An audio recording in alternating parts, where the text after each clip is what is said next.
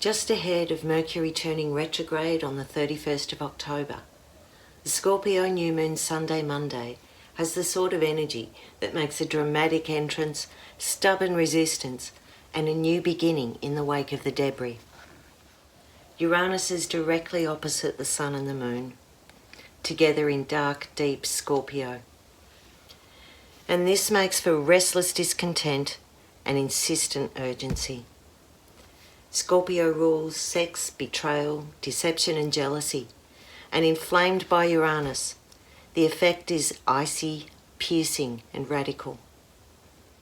These are Scorpio's rulers, Mars and Pluto.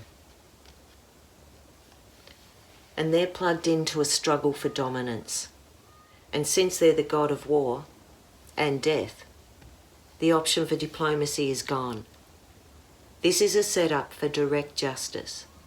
It's the end of the road, and the consequence must play out. There's a karmic element to Mars' role with this new moon, and conflicts that have been avoided until now are likely to burst through in a hurry, with an inevitability in their wake. That's because the South Node and Saturn are right here with Pluto. So we're at a crossroads personally and globally. Scorpio plumbs the depths of the emotions, and it has the ability to heal and transform pain and loss into something mystical, magical and fearless. It's super strong and regenerative. Or, in its lower vibration, Scorpio becomes vengeful, churning through the swamp. In this environment you can't move backwards, so the advice is to raise your vibration, and even in conflict, go high. There are new foundations being set, and a glimpse of a vision beyond this fork in the road. The cosmos always sends a lifeline, and in this case, Mars, Pluto and Saturn have a supernatural connection to Neptune. This brings psychic protection, bang-on intuition, and synchronicities to guide you. It also keeps a bubble of hope when you need it.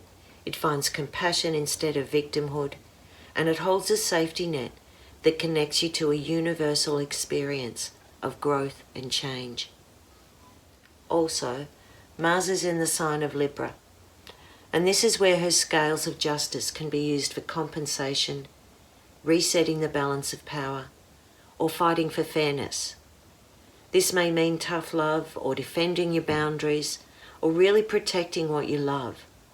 But there seems to be an important issue of integrity and self-respect and loyalty at stake. Actually, I'm calling out the loyalty part.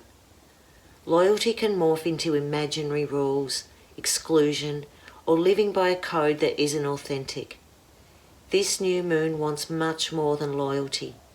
It wants trust and commitment. It wants safety and freedom. A situation has become untenable, and now this new moon is asking us to really look deeply into the protections we've created and ask, do they really keep us safe, or have they just kept us fearful and isolated? Hidden pressures are being released, and this is a chance to make a break and ditch the things that turn security into a fortress. The battle with spirit always begins with the self. I'm Merryl Key, and this is my Mistress School, and also the Heart of Tarot on Facebook. I've been 30 plus years as a tarot reader, astrologer, and holistic kinesiologist. You can DM me or contact me through my website for a reading, a healing, or an astrological consultation, or any combination of that. I'm based in Australia, but I'm available online globally. www.merrylkey.com